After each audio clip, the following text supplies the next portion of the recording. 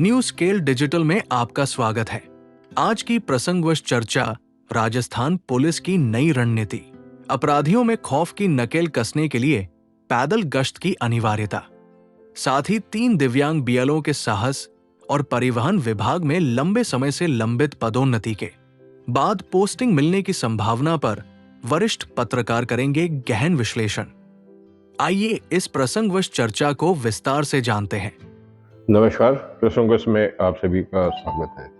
प्रसंगवश में आज हम बात करेंगे फिर से बीएलओ के बारे में, राजस्थान पुलिस का बहुत बड़ा कदम, उसके बारे में बात करेंगे, परिवहन विभाग की भी, और इसके साथ में कुछ विशेष बातों के साथ में।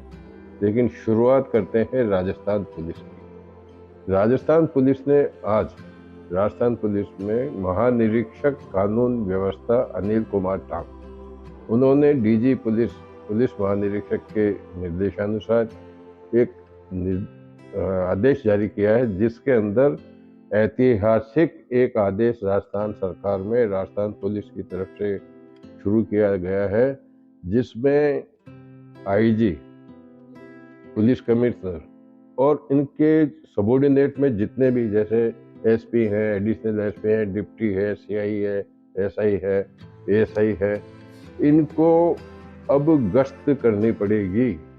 गश्त भी खुद सरकारी गाड़ी में नहीं, उनको खुद पैदल गश्त करनी पड़ेगी। बहुत ही महत्वपूर्ण निर्णय निकला है, जिसका परिणाम आने वाले समय में देखा जाएगा।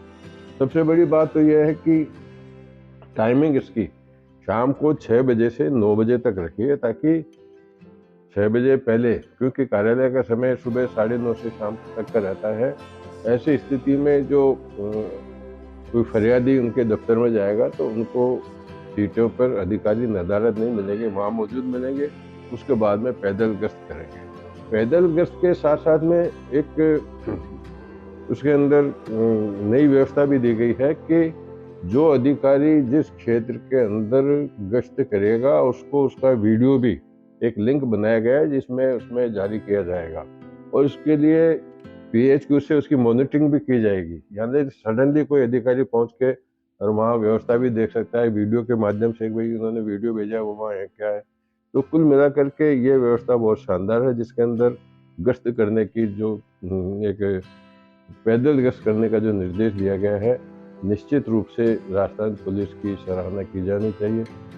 क्योंकि मैं अनिल कुमार टांग को व्यक्तिगत रूप से भी जानता हूँ। हालांकि आदेश तो डीजीपी के निर्देशानुसार जारी हुआ है, लेकिन प्रोपोजल बन के कानून व्यवस्था के महानिरीक्षक पीएचयू में बैठते अनिल कुमार टांग, क्योंकि बिहार में भी जब ये डिप्टी रहे थे, लगभग मैं समझता हूँ 15-20 साल पहले डिप्टी रहे होंगे, उस समय पर भी ये रात को खुद जिप्सी मिलती थी। आजकल तो बोलेरो मिलती है डिप्टी को, लेकिन उस समय पे जिप्सी मिलती थी पेट्रोल की, तो गाड़ी छोड़ के ये पैदल रात में घूमने निकल जाया करते थे कई बार। तो वही परंपरा इन्होंने अब पूरे प्रदेश के अंदर एक जो शुरू की है, निश्चित रूप से इसकी सराहना भी की जानी चाहिए। और इसको हम उससे भी लेकर के चलते हैं कि पिछले दिनों मुख्यमंत्री ने खुद ने पुलिस विभाग से संबंधित, गृह विभाग से संबंधित अधिकारियों की बैठक ली थी, जिसमें सुरक्षा के उपायों के लिए उन्होंने कुछ नई व्यवस्थाएं करने के लिए भी निर्देशित किए थे। उनकी मंशानुसार डीजीपी ने भी अपनी मंशानुसार अब राजस्थान के अंदर व्यवस्था की है। निश्चित रूप से इसके परिणाम देखने को मिलेंगे। लेकिन मेरा एक इसमें सुझाव ये भी है कि 6 से 9 आप भले कर दीजिए, लेकिन इसमें थोड़ा उनका विभाजन कर दिए कि एसपी इतने बजे से करेगा, आईजी इतनी बजे से करेगा, एसएचओ इतने बजे से करेगा, तो अलग अलग जाएंगे तो 8-10 घंटे 10 घंटे तक जो है वो गश्त का मतलब पुलिस का खौफ लोगों के अंदर रहेगा। इसकी सराहना करते हैं। और आगे बात करते हैं बीएलओ की। कल मैंने बीएलओ की परेशानी की बात भी बताई थी, लेकिन एक जहाँ चाह है वहाँ राह है।